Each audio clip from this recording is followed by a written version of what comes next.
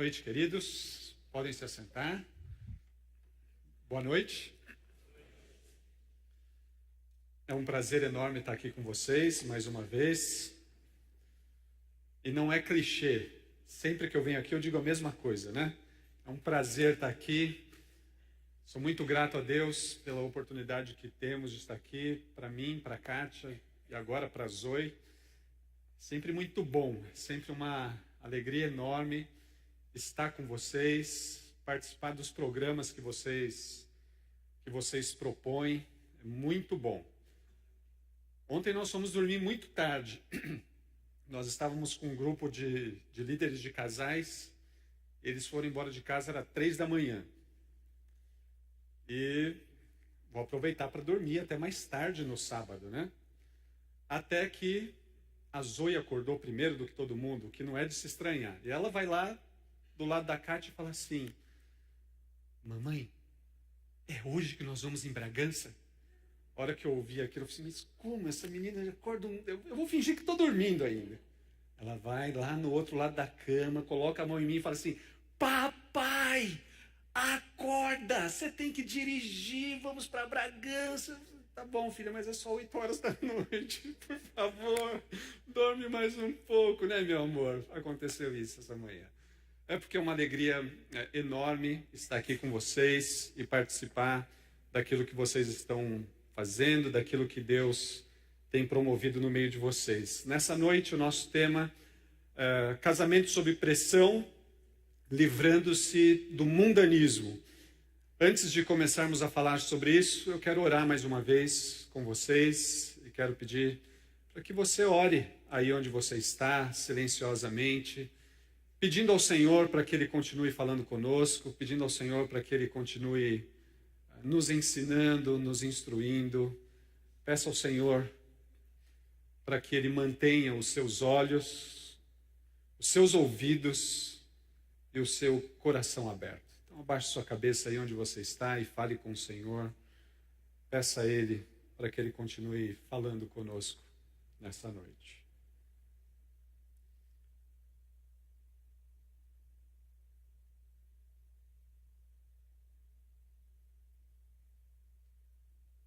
Senhor, nós reconhecemos a Tua presença aqui no nosso meio. Os nossos olhos não conseguem ver a Ti, Senhor, mas nós confiamos na Tua palavra que diz que o Senhor estaria presente todos os dias, até a consumação dos séculos. Então nós somos gratos porque o Senhor está aqui. Muito obrigado, Senhor, pelas músicas que cantamos, e o nosso maior desejo é que as nossas vidas exaltem ao Senhor. Nosso maior desejo é que o Senhor use as nossas vidas, use os nossos casamentos, use a nossa família e use para a honra, para a glória e para o louvor do Teu nome. Que as nossas vidas, o nosso casamento, a nossa família cante ao Senhor um cântico novo todos os dias. Nos ajude, Senhor, a vivermos de tal maneira que a nossa vida seja um poema, seja um cântico ao Senhor. Pai, nós agradecemos por cada casal que está aqui. O Senhor conhece cada um deles, o Senhor conhece as necessidades. E o meu pedido a Ti é que a Tua palavra responda às necessidades de cada um deles. Pai, em nome de Jesus, nos dirija, é o que eu peço. Em nome do Teu Filho. Amém. Pessoalmente, nós sofremos pressões todos os dias. Se não pessoalmente, nós sofremos pressões no casamento. E elas são as mais diversas. Se não, na vida conjugal, nós sofremos muitas pressões em família. E algumas dessas pressões, elas nem sempre são escancaradas. Algumas dessas pressões, elas são sutis. Algumas dessas pressões, elas são silenciosas. Quando a gente fala sobre mundanismo, o mundanismo ele tem esse poder de nos apertar, de nos espremer, de nos deixar acuados. O mundanismo ele vai se expressando através de algumas ideias como a própria ideia corrente a respeito do casamento, que o casamento é uma instituição contratual, a ponto de fazermos um contrato e vários outros contratos, de fazermos o contrato e também de desfazermos o contrato. Essa é uma ideia corrente a respeito do casamento. Esse casamento, então, ele é criado a partir da ideia de contrato. A gente faz o contrato, termina o contrato, faz um novo contrato e assim vai. Isso vai, de uma certa maneira, vai nos pressionando. Porque isso parece ser o negócio mais comum e mais natural do mundo, do Brasil, do universo.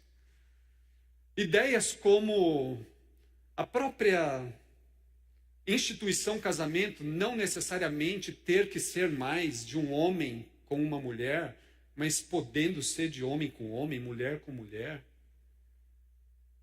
Isso vai apertando a gente, vai deixando a gente numa situação desconfortável, vai nos pressionando.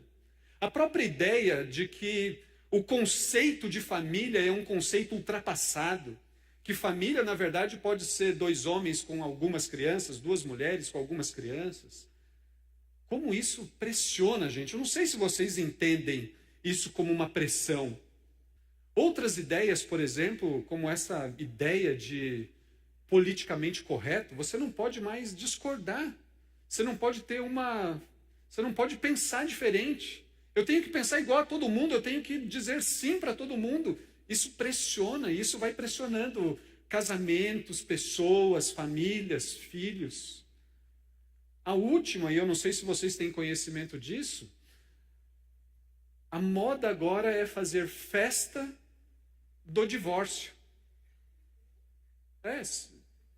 E tem algumas empresas ganhando dinheiro com isso. E se você tiver muito dinheiro, você pode fazer coisas esquisitas. Uma delas, não aqui no Brasil, mas foi uma moça que se separou e ela foi festejar o divórcio em um clube de tiro. E adivinha o que era o alvo? O vestido de noiva. E ela não atirou no vestido de noiva com uma arminha qualquer. Ela pegou uma daquelas metralhadoras do Rambo, sabe? E metralhou o vestido dela. E aquilo custou $1.500. E aí lá no site tem o seguinte: se você não tem $1.500, com $60 nós podemos entregar um bolo do divórcio para você. Gente, isso vai pressionando. Isso é coisa desse mundo caído, ou isso é coisa de mundanismo. E quando nós falamos sobre mundanismo, certamente, eu não sei se acontece com você, eu acho que você vai ter que me ajudar. Mais um. A gente lembra lá da carta de João, quando ele escreve e fala sobre o mundo, dizendo: não ameis o mundo, ou não ameis essas coisas aí, essa festa do divórcio, ou essas ideias. Não ameis o mundo, nem o que no mundo há. Se alguém ama o mundo, o amor do Pai não está nele. Porque tudo o que há no mundo, a concupiscência da carne, a concupiscência dos olhos e a soberba da vida, não é do Pai, mas do mundo. João, ele escreve lá no 1º século, e ao falar sobre essas coisas de concupiscência da carne, é basicamente essas práticas de mundanismo. É desejar controlar tudo, seja por meio da mentira, do grito ou da insistência. Falar sobre concupiscência dos olhos, isso nada mais é do que eu acabei de falar para vocês do que está acontecendo com esse negócio de buscar satisfação em todos os lugares, naquilo que pode ser sentido, experimentado, como o sexo, os diversos relacionamentos, a carreira, dinheiro, reconhecimento. Essa soberba da vida da qual João está falando aqui, nada mais é do que essas coisas na prática, de querer buscar satisfação, não necessariamente em Deus, mas em algo que só Deus pode dar. Então eu obrigo Deus, e se Deus não fizer, Deus não é Deus. A gente está vivendo isso, e isso às vezes é sutil, e é sutil porque entra na nossa casa pelo Facebook, entra na nossa casa pelo YouTube, entra na nossa casa pelo Netflix. E vai entrando, vai invadindo, vai tomando conta. Mas tem uma definição de mundanismo que é a que eu gosto mais. Ela está num livro de um pastor americano chamado Mahoney, num livro chamado Mundanismo, e ele diz que mundanismo é amar o mundo caído, amar os valores e desejos deste mundo, que se opõe a Deus. Mais especificamente, é gratificar e exaltar a si mesmo em detrimento de Deus. O mundanismo rejeita as regras de Deus. O mundanismo substitui as regras de Deus pelas nossas regras. Exalta as nossas opiniões acima das opiniões de Deus. É um absurdo esse negócio de casamento como contrato, ou dessas ideias a respeito de família. Mas, de uma certa maneira, acontece tanto que se nós não tivermos cuidado, a gente começa a encarar essas coisas como normais. É assim mesmo. Nós precisamos tomar cuidado. Nós precisamos estar atentos. E precisamos estar atentos porque quando nós pensamos em mundanismo a partir dessa definição, essa definição também traz para nós e quais são os objetivos do mundano. No mesmo livro tem os objetivos, e nos objetivos é dito assim: o objetivo das pessoas mundanas é ir adiante, não para cima, não em direção a Deus, não verticalmente, mas ir horizontalmente. Qual é o espírito da época? Separou, a gente faz uma festa de divórcio, a gente come o bolo do divórcio. É isso mesmo que está acontecendo agora? Todo mundo faz. O mundo se comporta assim, então eu vou me comportar também. Isso é ir horizontalmente, de encontro com as pessoas. Isso é, de uma certa maneira, ser politicamente correta, porque todo mundo faz. E esse negócio de ficar criticando os outros, a gente tem que fazer igual. Isso vai pressionando, isso vai nos achatando. O objetivo de pessoas mundanas, elas buscam prosperidade exterior e não santidade. Pessoas mundanas estão cheias de desejos egoístas, em vez de súplicas sinceras. Se não negam a Deus, elas ignoram a Deus. Ignorar a Deus é mundanismo.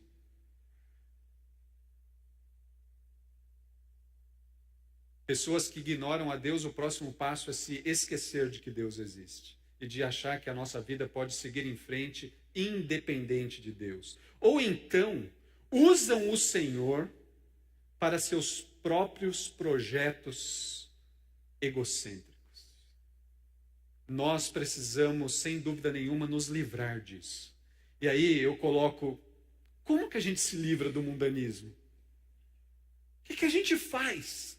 Porque já que essas coisas são sutis, já que essas coisas algumas vezes se apresentam de uma maneira silenciosa, já que a massa vai sendo movida, como é que eu me livro, como é que eu me protejo de mundanismo? Dessas coisas que eu acabei de falar para vocês. Sem dúvida nenhuma, o jeito de nos protegermos do mundanismo, de nos livrarmos do mundanismo, é nos aproximarmos cada vez mais de Jesus e de vivermos cada vez mais intensamente com Jesus. Lá no Evangelho de João, no capítulo 14, no verso 21, Jesus vai dizer: aquele que tem os meus mandamentos e os guarda, este é... Lembram desse versículo? Este é o que me ama. E aquele que me ama, eu me revelarei a ele. Aquele que me ama também ama o meu Pai.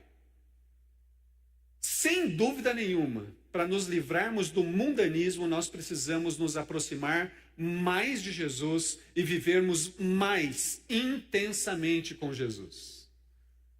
Isso é o número 1 aqui. Mas eu também queria chamar a sua atenção para o fato de que, se você quer se livrar do mundanismo, cuide do seu casamento.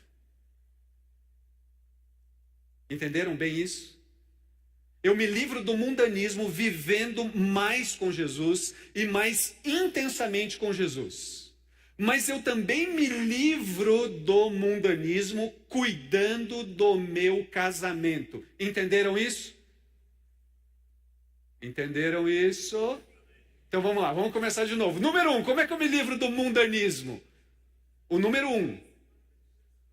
Tem uma irmã aqui que entendeu. Vamos lá, como é que é o número 1? Nós precisamos nos aproximar mais de Jesus. Nós precisamos viver mais intensamente com Jesus. Número 2. Não é possível que só 6 pessoas entenderam isso. O número 2 é cuidando do casamento.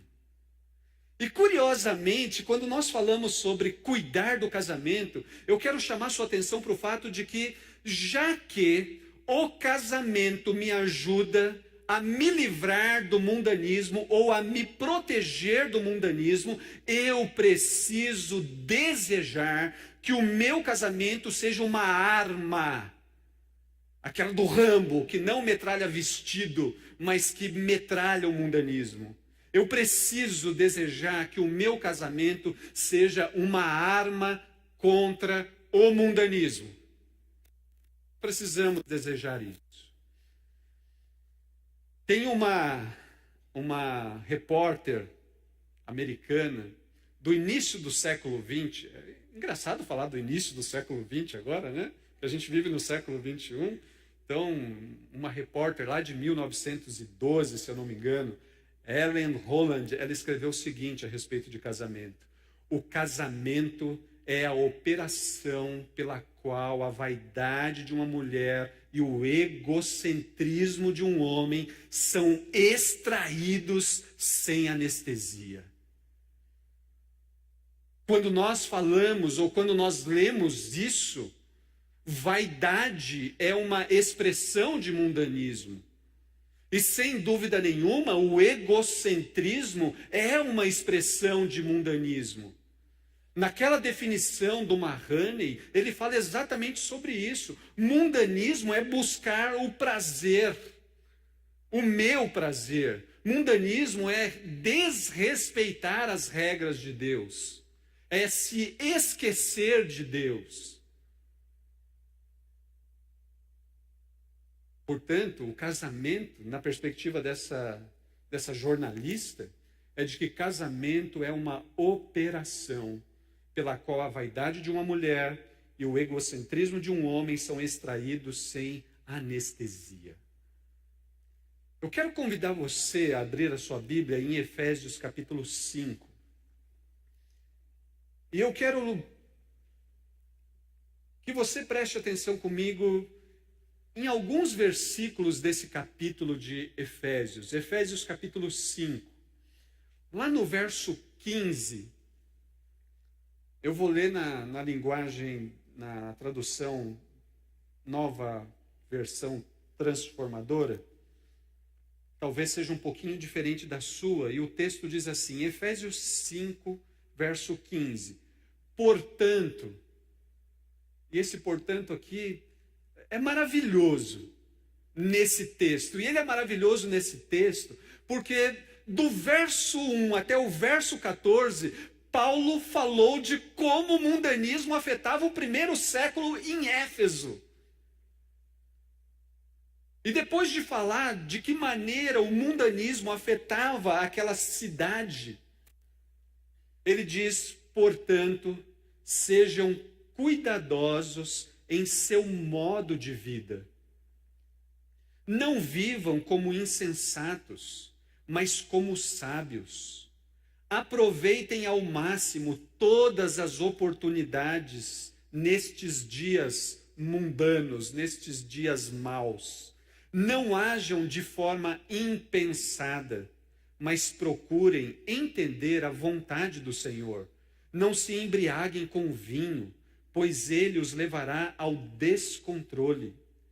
Em vez disso, sejam cheios do Espírito, cantando salmos, hinos e cânticos espirituais entre si, e louvando o Senhor de coração com música. Por tudo deem graças a Deus, pois a Deus o Pai, em nome de nosso Senhor Jesus Cristo. O apóstolo Paulo, ele também quer ajudar aquela igreja a lidar com o mundanismo. E ele vai fazer isso de uma maneira brilhante. Ele vai olhar para aquele grupo de pessoas, vai olhar para aqueles casais, para aquelas famílias que vão ler essa carta ou que estão ouvindo ele. E vão dizer para eles, olha, preste atenção, encham-se do Espírito. Nesse bloco, capítulo 5 de Éfeso, o central nele é encham-se do Espírito. Não se embriaguem com vinho, mas se embriaguem com o Espírito. Vivam mais intensamente com Jesus. Vivam mais próximos de Jesus que vocês puderem. A partir daí ele vai chamar a atenção, como é que a gente faz isso? Como é que a gente vive tão próximo de Jesus? Como é que nós nos aproximamos tanto? Como é que nós vivemos com mais intensidade? Perto de Jesus, ao lado de Jesus? E até o capítulo 6, verso 9, o apóstolo Paulo está falando de coisas que nós podemos fazer na dependência de Jesus para vivermos uma vida diferenciada. Mas aí em Efésios, capítulo 5, quando nós chegamos ali no verso 25, eu quero chamar a sua atenção novamente para isso. Lá diz assim: maridos, ame cada um a sua esposa, como Cristo amou a igreja. Ele entregou a vida por ela, a fim de torná-la santa, purificando-a ao lavá-la com água por meio da palavra. Assim o fez para apresentá-la a si mesmo como igreja gloriosa, sem mancha, ruga ou qualquer outro defeito, mas santa e sem culpa. Olha que bacana. Jesus, ele ilustra, Paulo ilustra a dinâmica do casamento. E ao ilustrar essa dinâmica do casamento, ele revela qual é o objetivo do casamento. O objetivo do casamento é a santidade. E quando nós pensamos em santidade, santidade é o antônimo. Santidade é o contrário de mundanismo. Não é para eu viver me acostumando com essas ideias loucas do mundo, com esses conceitos doidos.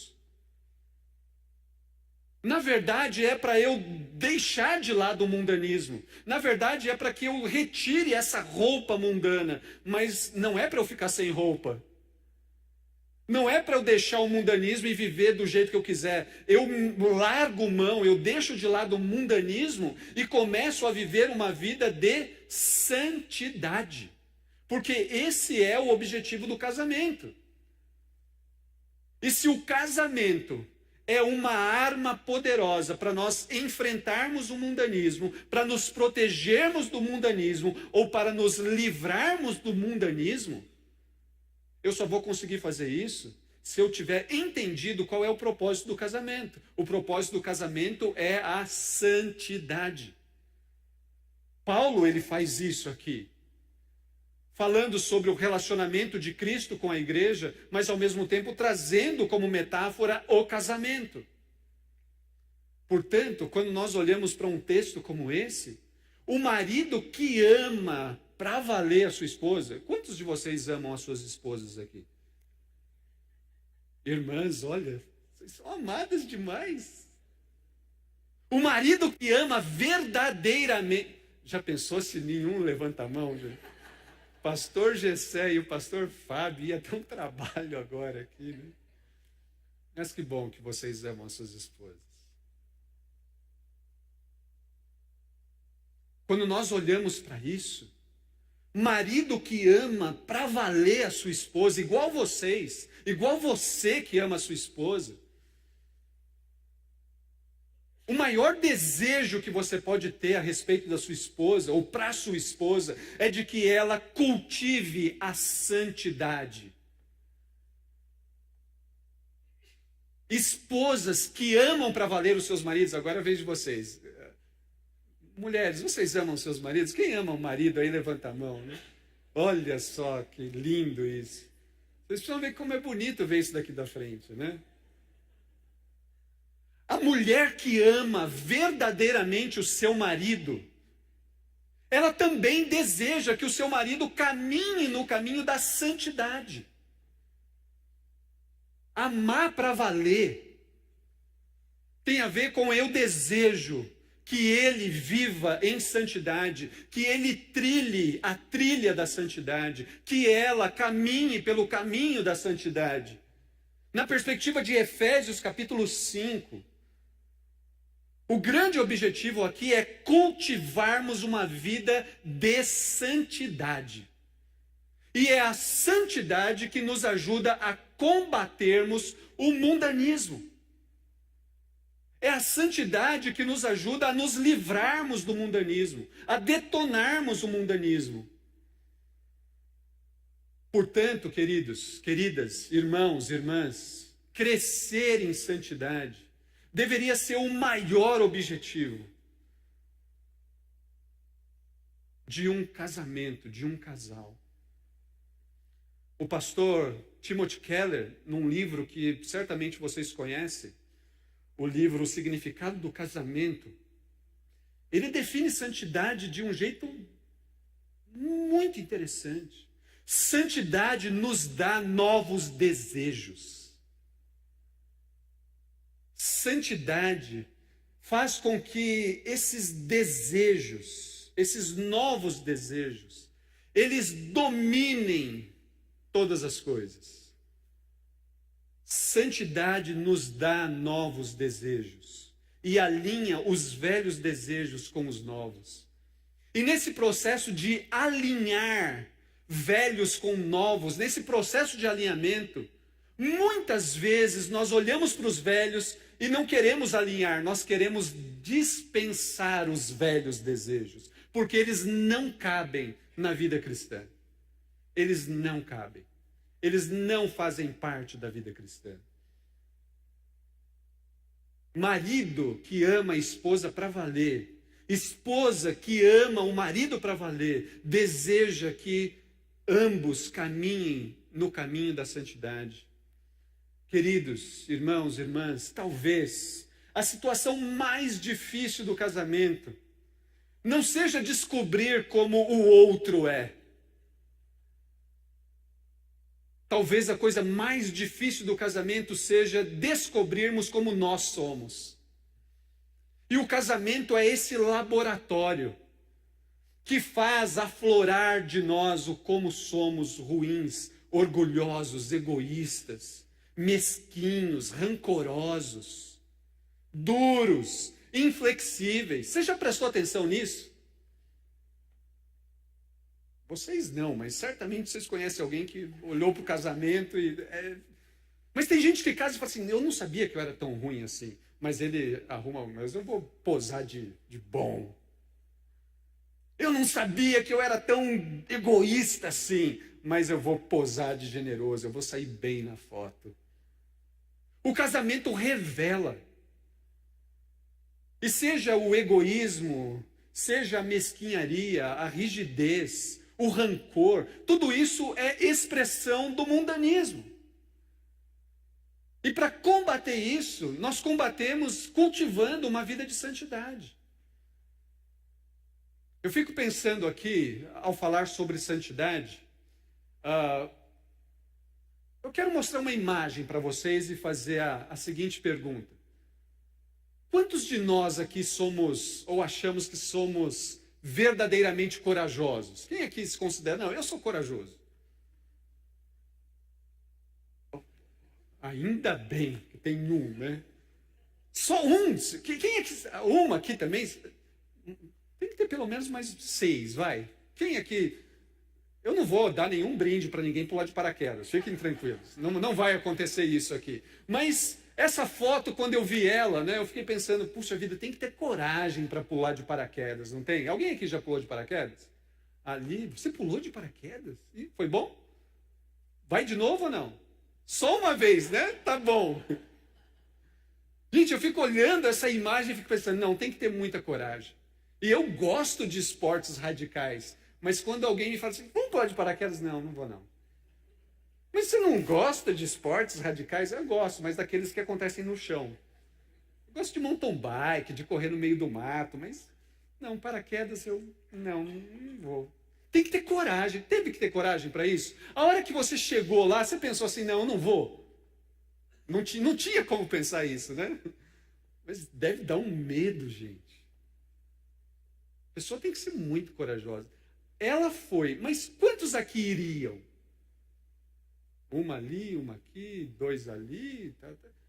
Tá vendo só como tem que ser corajoso? Então tem gente corajosa aqui, não tem? Tem sim. Mas, gente, a gente precisa ser corajoso para cultivar a santidade no nosso casamento. Muito corajoso. Nós precisamos ter muito mais coragem do que para pular de paraquedas. Porque quando nós falamos a respeito de coragem para sermos santos, sabe, uma das coisas que ajuda você virar para o seu amor, para o seu cônjuge, e perguntar assim para ele ou para ela, quais são os traços de mundanismo na minha vida? Tem que ter coragem para fazer isso, gente. Não tem? Tem que ter muita coragem. Fiquem tranquilos, eu não vou pedir para fazer esse exercício agora. Mas tem que ter coragem. E sabe por que tem que ter coragem para fazer isso? Porque a pessoa com quem você se casou, ela percebe claramente os traços do mundanismo na sua vida. Claramente.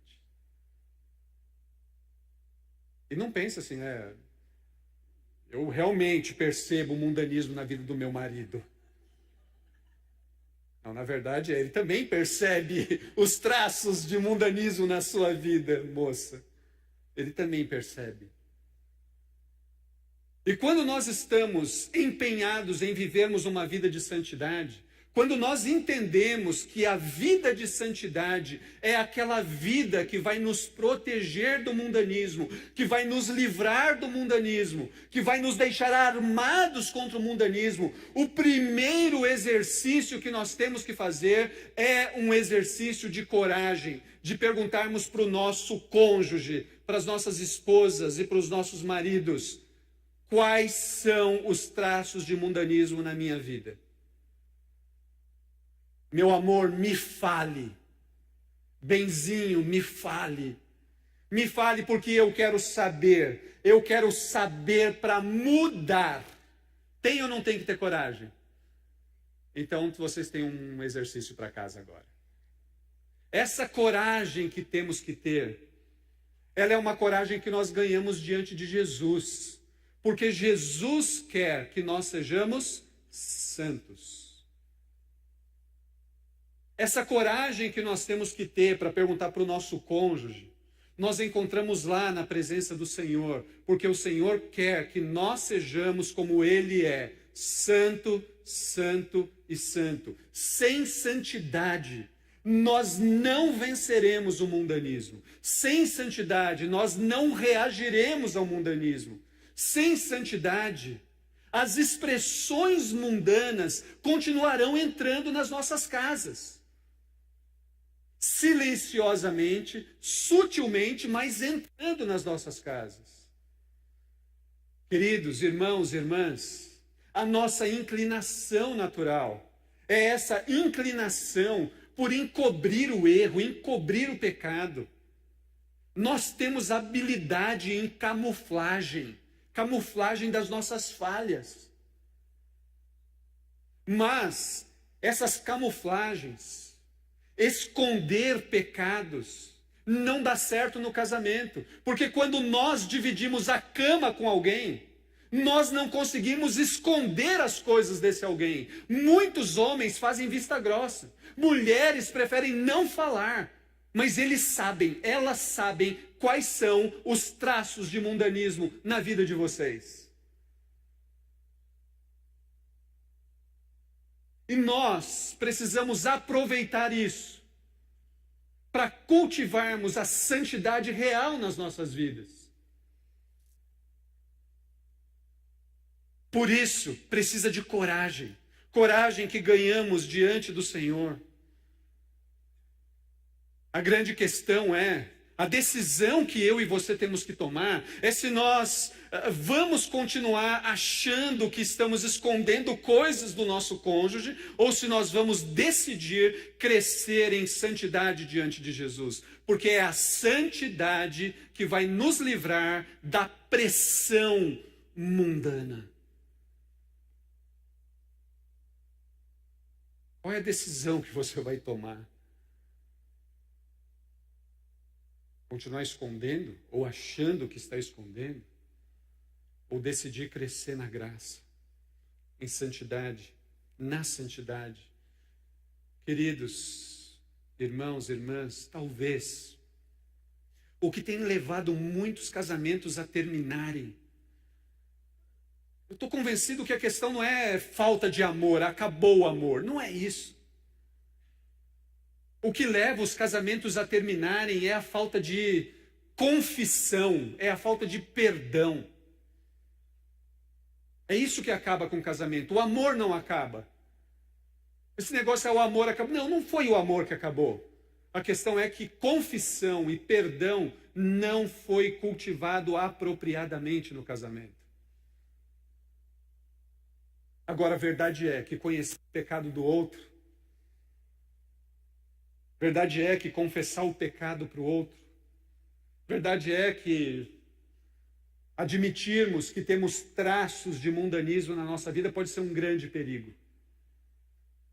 Pode ser munição para o outro na hora da raiva, do ódio, da frustração, da mágoa, da decepção, jogar tudo isso na nossa cara. Isso pode acontecer. Mas, queridos, isso jamais vai acontecer na vida de casais que estão seguindo a Jesus. Creem nisso? Essa é uma opção.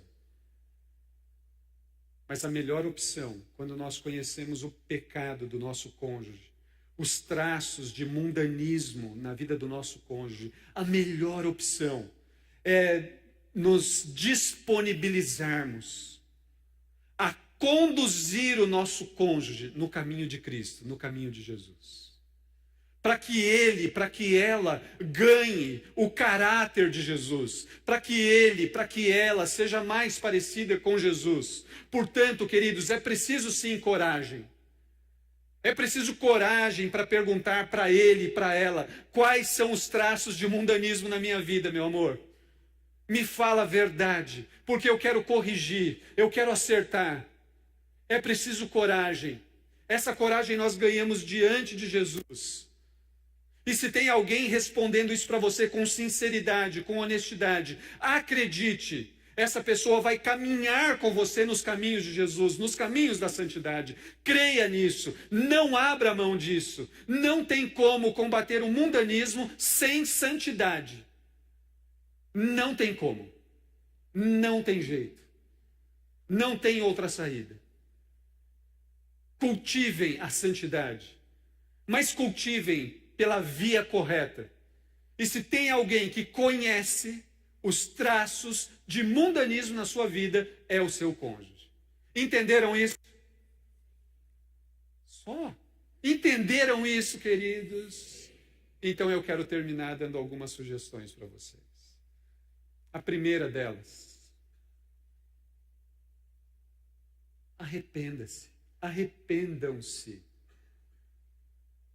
Da mesma forma que o seu cônjuge conhece os traços de mundanismo na sua vida, você também conhece alguns desses traços. Então se arrependa.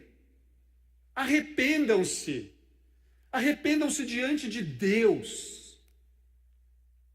Pela maneira mundana, talvez como vocês estejam se tratando. E aí talvez apenas algumas ideias seja se arrepender das grosserias. Grosseria é expressão mundana. Concordam com isso? Concordam com isso? ser grosseiro, é importar um jeito mundano de lidar com o outro. Fazer críticas fora de hora, no lugar errado. Isso daí, o mundo se comporta assim.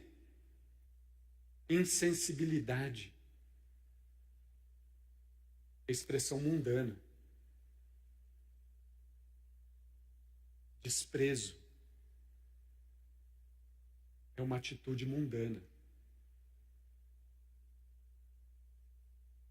E não é pouco o número de casais que vivem se desprezando. Aliás, tem uma definição de desprezo que eu gosto muito. Desprezo é o ódio cauterizado.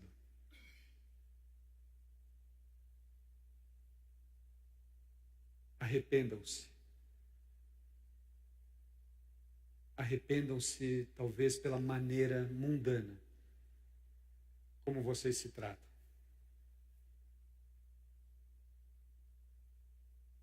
Segunda sugestão é a sugestão central de Efésios capítulo 5. Encham-se do Espírito.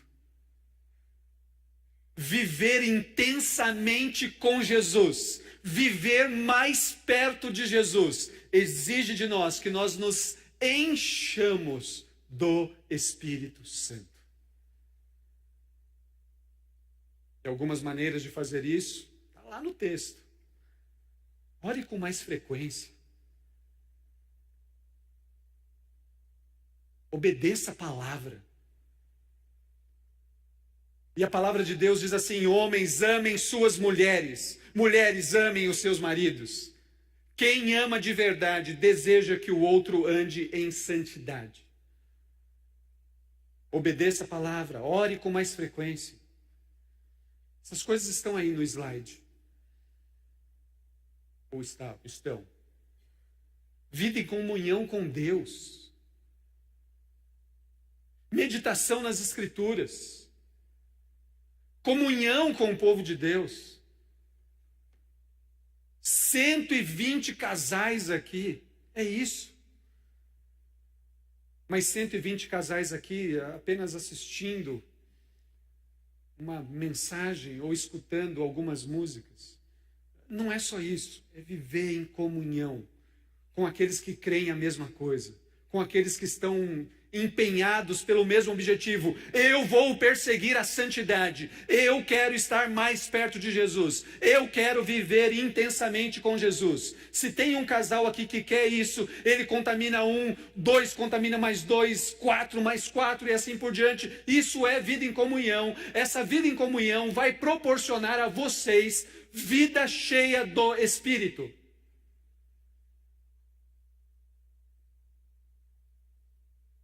E a minha última sugestão é: planejem tempo juntos. Coisa simples. E me passou apenas 3 ideias aqui. Que tal, já que a gente está falando de caminhar em santidade, que tal façam uma caminhada juntos? Quem aqui já faz isso? Olha que legal. Chama outro casal que ainda não faz para fazer com vocês. Quem topa fazer isso daí? Eu vou convidar aquele casal para fazer uma caminhada comigo. Quem topa fazer esse convite? Olha lá, ela vai fazer, aqui também vai fazer. Vai, planejem tempo juntos. É uma caminhada de verdade, mas uma caminhada onde a santidade pode estar sendo cultivada. Quem sabe, leiam juntos. Ah, mas ele não gosta de ler. Eu sei, mas lê um parágrafo com ele.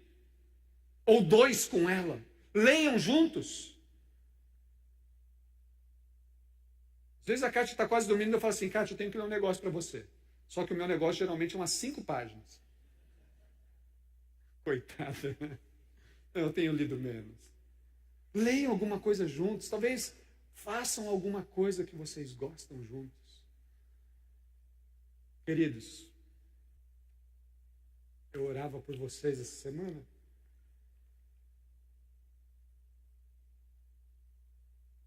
falando para o Senhor: o Senhor quer que eu fale lá?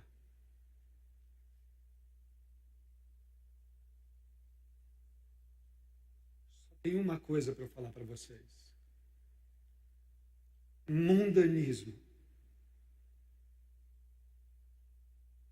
se combate com santidade. Que Deus abençoe vocês. Abaixe sua cabeça. Se aquilo que você ouviu aqui fez algum sentido para você,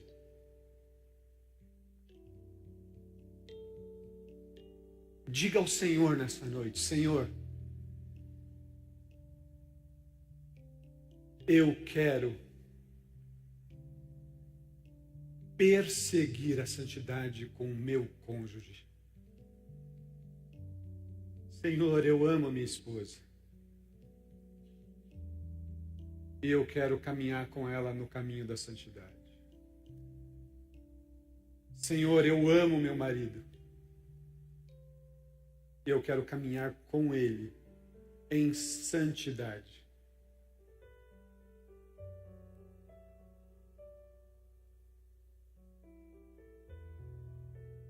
Eu quero lutar contra o mundanismo. Eu quero resistir ao mundanismo. E nessa noite eu entendi que o único jeito de fazer isso é com uma vida de santidade. É fazendo do meu casamento uma arma contra o mundanismo.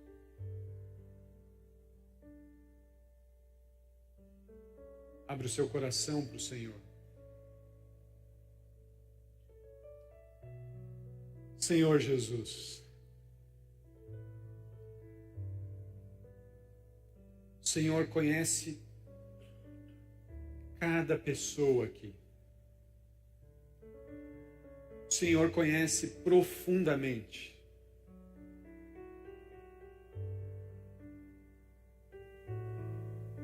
Tu sabes, Senhor, que algumas trazem marcas e expressões mundanas para o relacionamento, talvez da maneira como se tratam, talvez com as ideias que têm.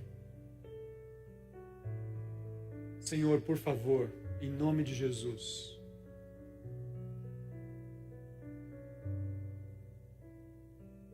coloque no coração de cada um desses queridos irmãos, queridas irmãs, o profundo desejo de viverem juntos uma vida de santidade, de fazerem do seu casamento uma arma contra o mundanismo. Senhor, dê coragem aos homens aqui. Senhor, dê coragem às mulheres aqui. Coragem para viverem uma vida de santidade. Senhor, que o teu Espírito Santo encha o coração de cada irmão e irmã aqui, para que eles vivam embriagados do teu Espírito. E que ele então produza santidade, santidade prática, santidade de verdade, santidade que é uma arma contra o mundanismo. Por favor, Pai, que a tua mão esteja sobre cada casal aqui. É o que nós te pedimos e agradecemos. Em nome de Jesus. Amém.